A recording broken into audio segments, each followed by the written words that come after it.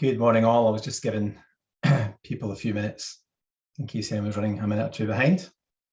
But we're now at 2 minutes past, so I think I'll commence. So firstly, many thanks for giving us your time today and joining this BSA webinar. We've got a fantastic turnout, including BSA members, a couple of people from the BSA itself, as well as a few associate members, including one from our own industry. So welcome to you all. My name is Gordon MacKinnon, and my colleague David Loney and I will be taking you through this one this morning. In terms of admin logistics, I believe you're all on mute at the moment. If you have any questions, either as we go through the webinar or at the end, can I ask you please to drop them into the Q&A box at the bottom of your screen. And Dave and I will do our best to answer these at the end. Any we can't answer or don't get to, if there's lots, we can follow up with you directly. We also have our colleague Jez pressing the buttons at our side. So if there's any technical issues, Jez will sort them out, hopefully. And just to let you know, we are recording the session today.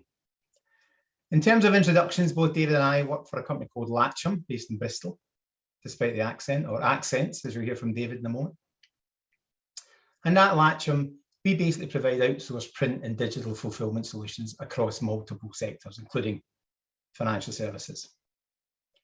My own background is I've worked in the print and comms industry for about 16 years. And before that, I worked within financial services, mainly retail banking, for about 20 years for Bank of Scotland, Alliance and Leicester, Argos Financial Services. And because of my background in banking, my time in this industry has been working with financial services clients and delivering solutions for them. David? Thanks, Gordon. Hi, everyone. I'm David Loney, and I am a Specialist Client Director at Latcham. I've been in the print and fulfillment sector for over 30 years, and I currently look after our membership, higher education, and charity clients, including Plant Life, Butterfly Conservation, and the Trussell Trust, as well as a number of university alumni teams, including 11 of the Oxbridge colleges. So as we all know, most organisations are taking a long, hard look at their impact on the environment right now. In reality, we should all have been doing it for many, many years. But as we know right now, this topic is very much front and centre. And whilst I know that there are some specific environmental regulations in play for your sector, the reality is that regardless of whether you're a building society, credit union, car manufacturer, builder, we're all looking at what we do through a different lens, an additional lens. That is, are we doing what we do in the most sustainable way possible? And it's no different in the sector in which we work, i.e. providing clients with solutions to their customer or member comms, be they printed or digital. Traditionally called the print sector, albeit in these times we like to be the communications sector, as we do both print and digital comms. What we'd like to do today in this webinar is share with you the environmental impact and carbon cost of sending out customer and member comms. And we'll include both print and digital in that. Along the way, hopefully we'll surprise you with one or two pieces, and more importantly, discuss some practical things we can all do to reduce the carbon cost of sending out these communications and reach your members in a more sustainable way. Obviously, as I say, we're happy to take questions at the end. But to keep the flow going, we'll talk for the next 35 to 40 minutes. And then after that, take any questions or points anyone would like to raise. As I say, drop them in that little box at the bottom. And we'll also follow up after this call, probably early next week, with some useful information for you all that we'll send out. But firstly, we'd like to mention something called greenwashing. And some of you will be familiar with the term, I'm sure. Greenwashing is where an organisation puts forward a fake or a false ecological argument to create a false ecological responsible image amongst the public, the consumers or customers, clients. Sadly, it's everywhere, from manufacturers changing labelling to paper straws in fast food restaurants that generally aren't recycled anyway. What we want to say to you today and promise to you today is that we're not going to do any greenwashing. We'll share some information that hopefully will make you think, and we'll tell you about what our industry is doing. And ideally, we'd like by the end of the session for you to some ideas on how you can send out your member comms in a more sustainable way. So firstly, let's look at the communications industry, or as it's traditionally known, the print industry. What is the environmental impact of the print industry? So print is often perceived as a necessary evil. The assumption is that print is, by its nature, environmentally damaging. And it's true. However, the reality is that sending out communications to your members is a key activity for all of you. And whilst there's a big drive towards digital comms, the reality is that for many, this means printing and closing and posting items in the mail. And that can be mortgage statements, savings statements, welcome packs, customer service correspondence, chasing arrears, marketing campaigns. Now, some of it may be digital, and you may be emailing, or you might have a portal that members can access, but much of the time you need to print, and printing sadly means cutting down trees. This means that the environmental cost of paper and print seems like a no-brainer. And it's not just the paper. The print industry uses more than 3 million tons of hydrocarbon-based inks and chemicals, or VOC inks as they're called, which is volatile organic compound inks, which sounds nasty and is frankly nasty. And we use 3 million tons of that stuff every year. And that releases large quantities of greenhouse gases, including carbon dioxide, into the atmosphere. In addition to this, the toner-based inks contain microplastics, which are also environmentally damaging. Then there's a plethora of other factors to consider. If you're using a supplier to print for you, what type of energy is used to power their facility where your items are being printed? Do they recycle? Has the facility put serious thought into how their business operates sustainably? And are they genuinely committed to carbon reduction? Or, as some of you might be doing, if you're doing it in-house, what inks are you using? How green is your own operation or your facility where you're producing this work? As we said earlier, and you probably see this already, we're not going to greenwash the subject. There absolutely is a link between printing and damage to the environment. Trees come down, your member paper comms go out. So if we accept that fact, then what can we do to mitigate against the environmental damage? And that's what we'd like to share with you today. The print industry has had to go on a long journey to clean up its act and find alternatives to these damaging practices. And in today's webinar, we'll summarise some of these measures and alternatives, as well as a guide to getting the most out of them. David. Thanks, Gordon. So let's just go digital, right? It's the obvious option. Go digital. We worked with many organizations on their digital transformation journeys, deploying email solutions, SMS, personalized URL portals, etc., etc. Many organizations look to digital to reduce printing and present this to their customers and members as a green alternative. We've all received statements from financial institutions and utility companies with a simple message urging us to go paperless, save trees. And we've all seen the messages at the bottom of emails asking us not to print them out. The reality is that for many organizations who embark upon a digital transformation journey to go paperless, is that their key driver is actually to reduce the cost of producing print, and in particular, the significant and increasing postal costs. We know this because we have worked on many such projects with our clients, and we get it. We all have to look after our own budgets and our spend. However, at the end, customer or member, the experience isn't always great, as they are either given little choice of having their paper switched off, or at least feel somewhat emotionally blackmailed if they opt in to keep their paper statements, etc., because they may feel they're not doing their bit to save the planet. I read an article that said 76% of Brits feel confident in using technology to manage their finances, but that still leaves 24% that are not comfortable using technology. So from my point of view, it's really important that members are at least given a choice of paper or digital. However, with regards to the bold statement about moving to digital to save the planet, the truth is that it isn't that simple. As we said, we get why organizations want to save money by switching to digital, but there is increasing signs that moving to digital isn't better for the environment. Electronic communications are astonishingly energy hungry. The always on nature of our lives, the way we use our electronic devices, which all need electricity and charging, means that electronic media waste more power than print media. There are many stats about how much paper the average consumer uses.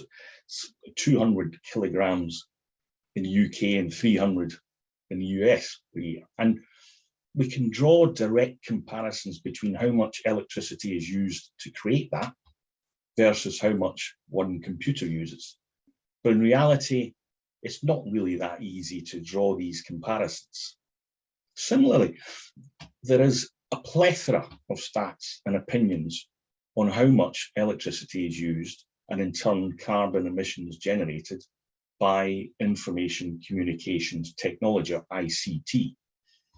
These figures range depending upon which side of the debate you're on, but it is generally accepted that the ICT industry is accountable for approximately 6 to 9% of electricity usage.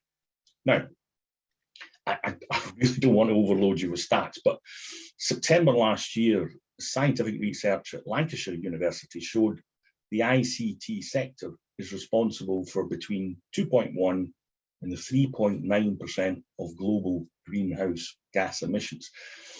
To put that in perspective, the pulp, paper and print sector sits at around 0.8%, and even the aviation industry is at 2%. According to Science Daily, emissions from computing and ICT could be even worse than previously thought. So digital comms has a significant carbon cost. The machinery, electricity and servers required to send, receive and process these communications all use carbon. The Carbon Literacy Project tells us that a regular email can have a carbon cost of between 0.3 to 4 grams of CO2e, or carbon dioxide equivalent. And with emails with large attachments, this can rise to 50 grams. And it's estimated that the carbon cost of an average office worker's email is as high as 0.6 tons per year of CO2 emissions. I mentioned earlier that the reason many organizations go on a digital transformation journey is to save money, because it's cheaper to send an email than to print and post a mail pack. However, that in itself compounds the issue which we are seeing here with CO2 emissions. Those of us, especially me, old enough to remember a time before emails, we didn't get 20 to 30 pieces of mail through the post in a day. But we do now get 20 to 30 emails a day from companies marketing to us as it's easier and cheaper. And every one of those emails is compounding the issue. Now, we're not saying don't go digital. We work for a company that delivers both digital and print communication solutions. We deliver a number of digital solutions for our clients, and we do it from a facility powered by green energy sources. And by the way, that is something to keep in mind if you are choosing a partner to deliver your digital communications. However, those communications will still be transmitted over a massive complex network, consuming energy and carbon. The simple truth is we can't assume that the answer to bad print and paper is just to go digital.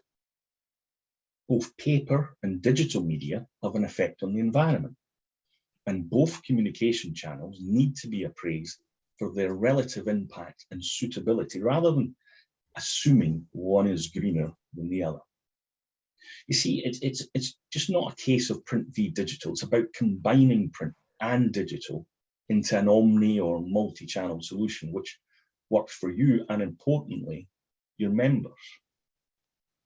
So the ultimate goal would perhaps be to combine renewable energy, recycling, and the latest green print technology to allow us to continue to enjoy both forms of communication in a sustainable way. Now, this requires high-level systematic change, which is often out of the remit of organisations at an individual level. However, in the meantime, organisations need to do what we can to reduce our effects on the environment in ways we can control.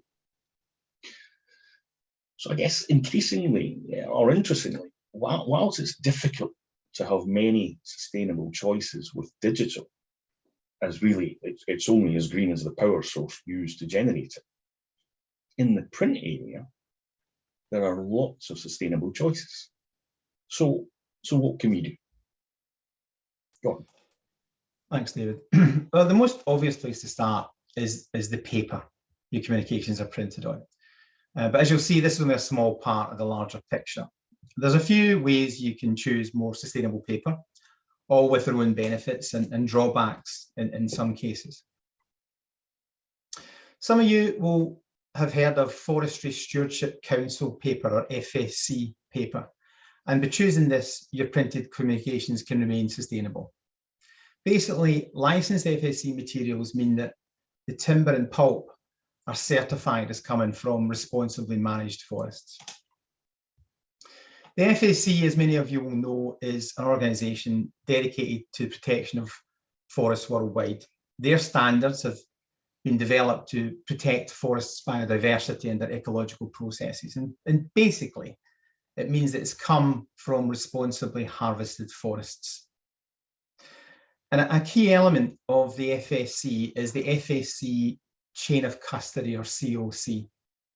And without getting too technical, it's the path that's taken by the products from the forest, or in the case of recycled materials, from the moment the material is reclaimed to the point where the product is finished and labelled as an FSC product. The chain of custody includes each stage of sourcing, processing, trading, and distribution. And this is what makes the FSC system unique and ensures that a forest is well managed, from protection of Indigenous people's rights to the methods of the felling of trees. So by using FSC certified paper, you're ensuring that you're doing your part to look after the world's forests, along with the species and communities that they support. One of the important messages from the FSC is that they're making forestry economically viable for the local communities and giving them alternatives to cutting the trees down for farming or building projects. There is actually another body called the Programme for the Endorsement of Forestry Certification, which is a bit of a mouthful, or the PEFC. You might have seen those letters, PEFC. Now, they're more of an umbrella brand that incorporates numerous different national certification schemes. But basically, the PEFC have the same goals as the FSC, i.e. sustainable forestry. So they're both very, very good, FSC and PEFC. There's also something called carbon capture paper, and carbon capture is a form of offsetting. Basically, organisations will pay a premium on the paper and the consumables, and this premium is given to the Woodland Trust, who in turn use the money to grow and protect trees here in the UK. The Woodland Trust's tree planting has a dual effect. Firstly, it replenishes the trees used to make the paper, and secondly, it acts as a carbon sink, which reduces the overall environmental impact. Now, a carbon sink effectively does the opposite of a carbon source. So a carbon source, such as burning fossil fuels, releases more carbon than it absorbs, i.e. carbon emission. A carbon sink is anything that absorbs more carbon from the atmosphere than it releases. So plants, forests, the sea, peat bogs, these are all carbon sinks. So the work that the Woodland Trust is doing is replenishing the trees and creating these carbon sinks. So carbon capture paper is definitely another tool to think about using to keep down your carbon footprint. And then we have 100% recycled paper. Now, for clarity, I'm talking here about recycled paper, not recycling in general, and specifically 100% recycled paper. Recycled paper, as the name suggests, is made from pre-used paper, and the key benefit of 100% recycled paper means that no trees are felled to produce that paper. Used to be popular, is less so now than FSC and carbon capture, and that's basically because the cost of creating recycled paper and the processes involved start to bring into question the merits of it as a green alternative. Recycled paper is complicated. There are other types of recycled paper that are not 100%. So they have a mix of recycled material and what's called virgin fibre. But unfortunately, virgin fibre comes from newly felled trees.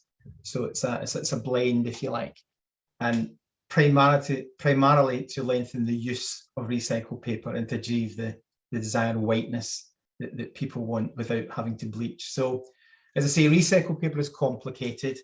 It will only endure the recycling process up to 4 times before it's no longer fit for purpose, which is why they make the blend with the virgin fibres to try and make it last that bit longer. But because there's a fair bit of production in recycled paper, that in itself needs electricity, needs power to go through that production process. So it's not bad, but it's less popular these days than FSC and carbon capture paper. So you can see that just looking at the paper element alone, there's a number of ways you can look to be more sustainable with your output that you're sending to your members. And whilst paper was previously thought of as bad, the fact is that trees are renewable. They're a renewable resource. You can regrow trees.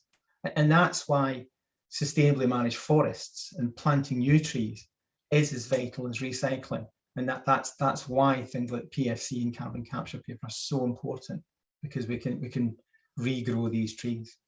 All 3 of these options are good, and a huge leap forward from where we used to be with uncertified paper that had no consideration for the environment whatsoever. And the other thing to remember about paper is that it is in itself recyclable. As we all know, recycling has a massive part to play in reducing waste and carbon output in the UK. And 80% of paper waste is recycled in the UK, 80%. I'm sure you all have your own offices and you've all got your different coloured bins at work. And I'm sure you're all very good at recycling. And we're the same at Latcham. We recycle 94% of all the materials we use in our facility. And that's not just paper, it's plastic, cardboard, wood, glass, and metal. David. Yeah, thanks, Gordon. So now that we've established, we do have some options and choices with paper. Let's look at how we can make our printing practices more environmentally healthy. Printing does not have to be a dirty business. There's a huge range of options to reduce the environmental impact of print. I'm guessing that some of you will be doing all of your own printing in-house. Some of you may even have your own print room or mail room. Others will have outsourced this function completely, or you may have a mix where you do the majority in-house and then turn to an organisation like Latcham when you have a significant marketing campaign you need to send. Whatever your business looks like, you do have options. One key way of ensuring your printing is environmentally friendly is to make sure you're only printing what you need. It sounds obvious, but previously, to get a good price, printed materials would need to be done in large batches. However, advances in print-on-demand technology can help organisations to ensure they're printing the right amount of material for a particular project. This means that you don't have large stocks that take up valuable storage space. They can't be damaged through time, or worse of all, can become immediately obsolete when your brand or company name, or indeed your chief exec, changes. And even if you can recycle it, it's still an awful lot of money down the drain, as the stock has to be destroyed and new materials ordered. So with print on demand, you can print off the right quantity with good quality every time. Packaging is another area you want to look at for your communications. It could refer to the total absence of external wrapping, or an unpackaging of a product, reducing a conventional package to its minimum form, or to materials that can be reused or recycled in order to reduce the environmental impact. There are a number of things you can do to adopt minimum packaging. Choices including there's biodegradable poly wrap or wrap-free, such as the aptly named Royal Mail product, Naked Mail, which is often used for journals, magazines. Try to avoid using rubber-based adhesives in your communication material, and avoiding laminate finishes will aid recyclability of that product. And don't use UV varnishes, because these are mineral oil based and contain solvents. I mentioned earlier that some of you will be doing your printing in-house. Others will be outsourcing or part outsourcing. From an environmental perspective, the likelihood is that you will be restricted on how much tech you invest in printing. However, if you are outsourcing or looking to outsource, then looking at how a print company is using technology to minimize their carbon footprint should be an area of focus for you. Print technology itself has moved significantly in terms of sustainability. Indeed, here at Latcham, it was the driving factor to upgrade our new printers last year, which are the high quality, highly efficient Canon i300 inkjet printers. The new kit is able to print at a fraction of energy output per page and using greener inks. You'll be aware, we always are told to recycle our print cartridges at home. That's because the traditional inks contain a lot of the nasty chemicals, VOCs, that Gordon mentioned earlier. And for the print industry, this was bad news, and there are serious carbon emitters. This means that committing to use water-based inks, which in the past meant a poorer quality printed item, but it's no longer the case, meaning no one has to make the choice between environmentally friendly printing and high quality printed items. The new kit we purchased uses refillable water-based ink reservoirs. This has the added bonus of eliminating the need for print cartridges, as the machine is simply topped up with the ink.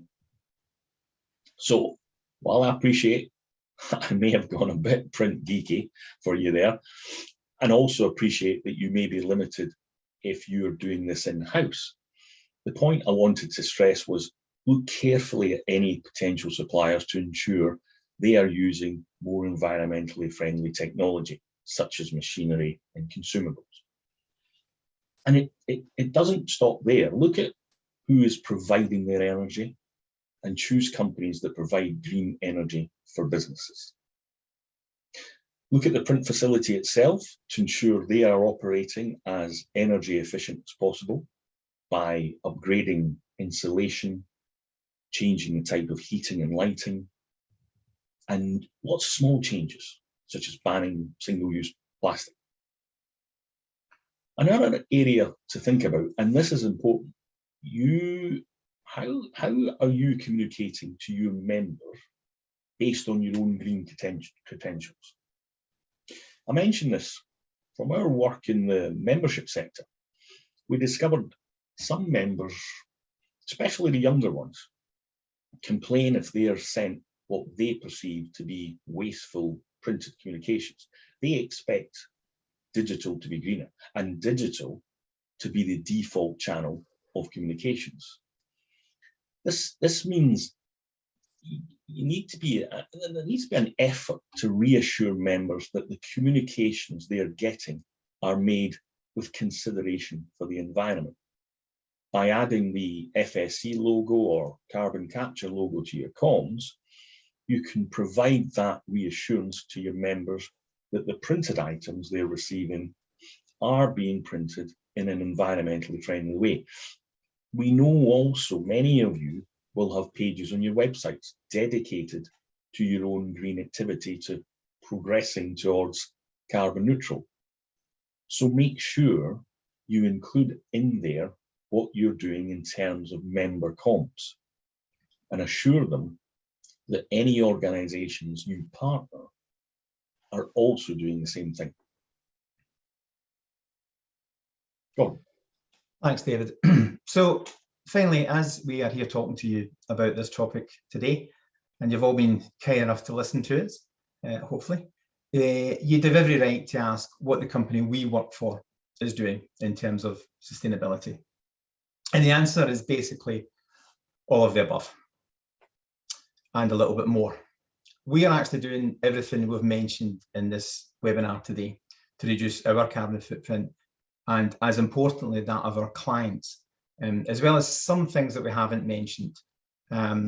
Things like replacing our transport fleet with electric vehicles, electric charging units for our staff. We've got, I think, the ability to charge 10 e-vehicles at our site in Bristol. And we've also partnered with a charity called Tree Aid, which enables us and our clients to donate to the planting of about 2,000 trees per year.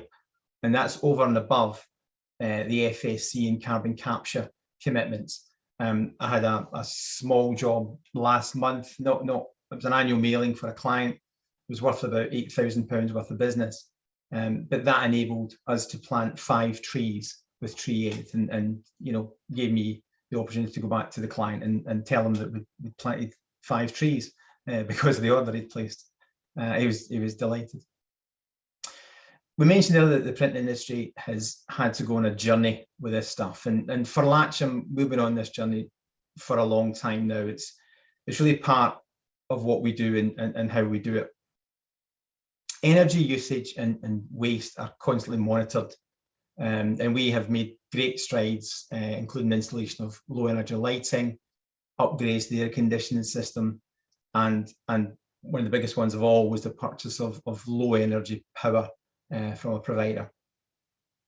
For the last 3 years, we produced 0 plastic waste through the production environment, and any plastic generated from the office was 100% recycled.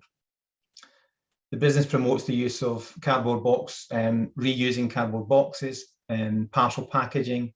Single-use drinks containers are prohibited from our facility and have been for the last 2 years. So hopefully you're aware of some things that you weren't 35 or 40 minutes or so ago. We hope it's been of interest. Communications, be they printed or digital for your members, do not have to be wasteful or environmentally costly. They simply need to be created with thought, care and consideration for their impact.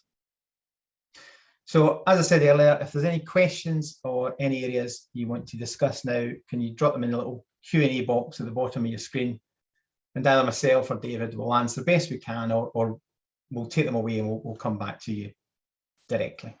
Thank you. Well, Gordon, we've got a question from Hilary. Can you talk a bit more about print on demand, practicalities and relative costs? Do you want to take that, David, or shall I? Well, why don't we both? Go for it. You go for it. I'm just opening up the box at the moment. So yeah. So on-demand printing, there's a couple of things and a couple of ways you can do it.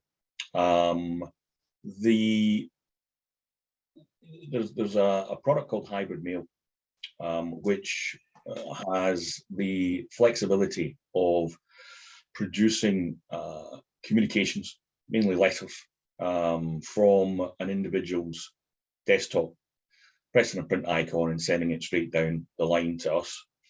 And what we're doing there is printing from plain white paper personalizing it in color and adding images if that's required, folding it, envelope out. Very simple.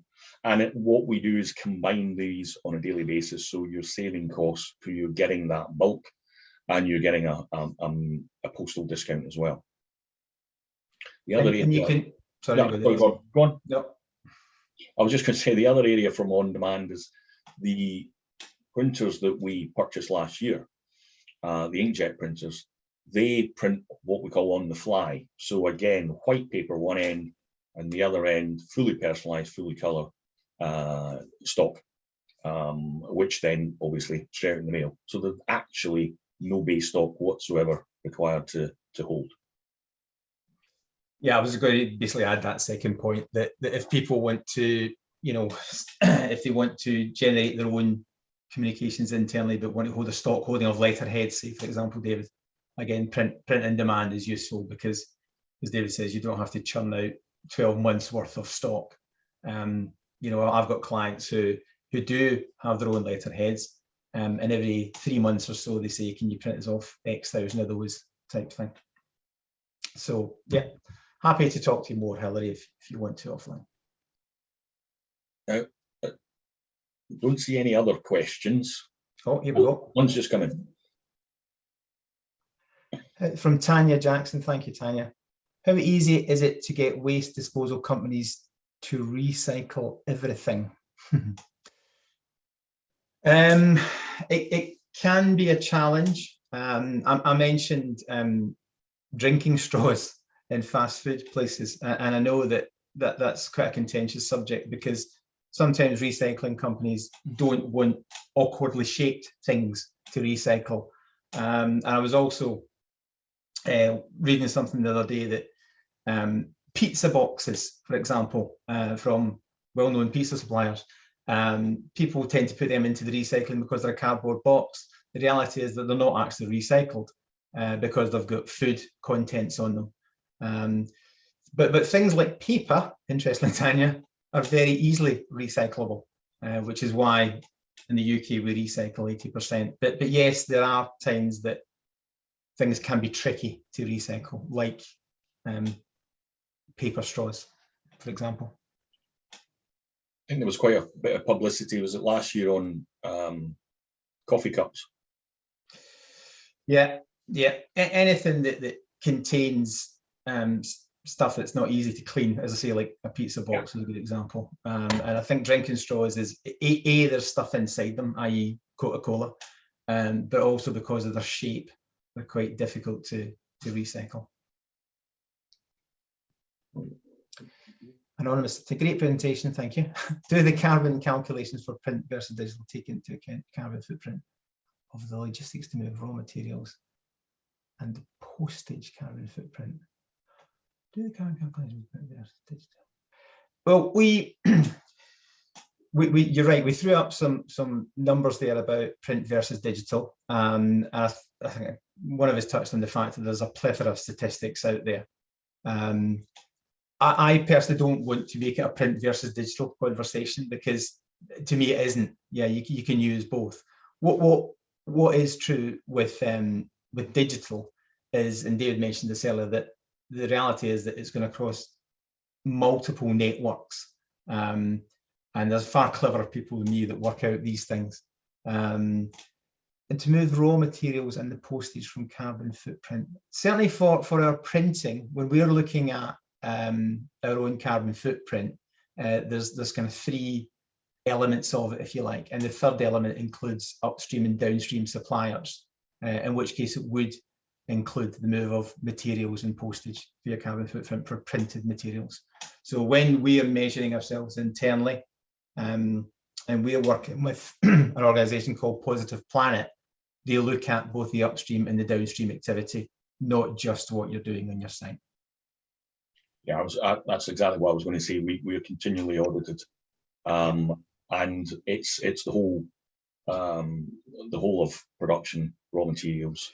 It's a bit like if you compare the FSC, the chain of custody piece I spoke about. So for a product to be FSC labelled, every part of the process, i.e. from chopping the tree down to it being sold, has to abide to the rules of the FSC chain of custody.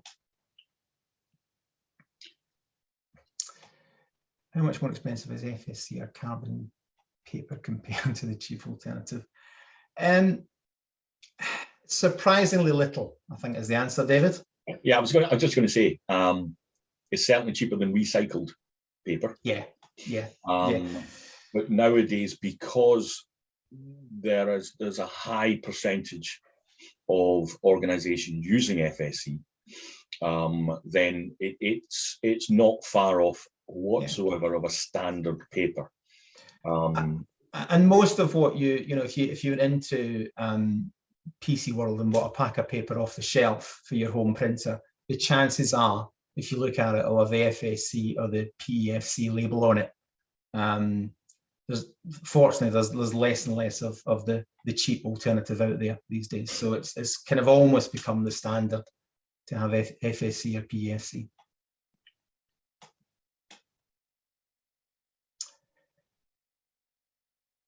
Any more? Isn't possible to get Okay, is it possible to get FSC 100% recycled paper? Ooh, I don't know is the honest answer to that one. David, unless you know. No. I mean, the whole point about FSC is it's obviously the Forestry Stewardship. Yeah. Recycled paper. For those 4 recycled yeah, we can come back. I can take that one away. Yeah, Ian, thank you very much. Ian, can you, if you don't mind, no, actually, I was going to say drop me an email, but don't worry about it. I'll find out which company you're from, Ian, and I'll come back to you directly in that one. Thank you. Good question.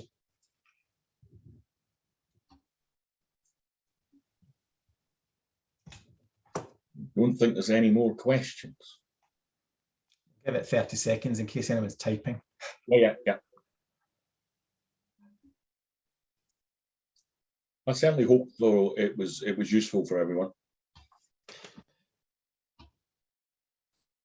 We try. Okay, I think we'll finish it off there, folks. And I just wanted to finally say thank you all for attending today. And on Monday we'll send out a useful guide for you all. And if you don't mind, those of you who have joined today, I'll request a connection via LinkedIn if that's okay. You can ignore me if you wish. But again, many thanks for your time today, and have a lovely weekend. Yeah, bye all. Thank you. Take care.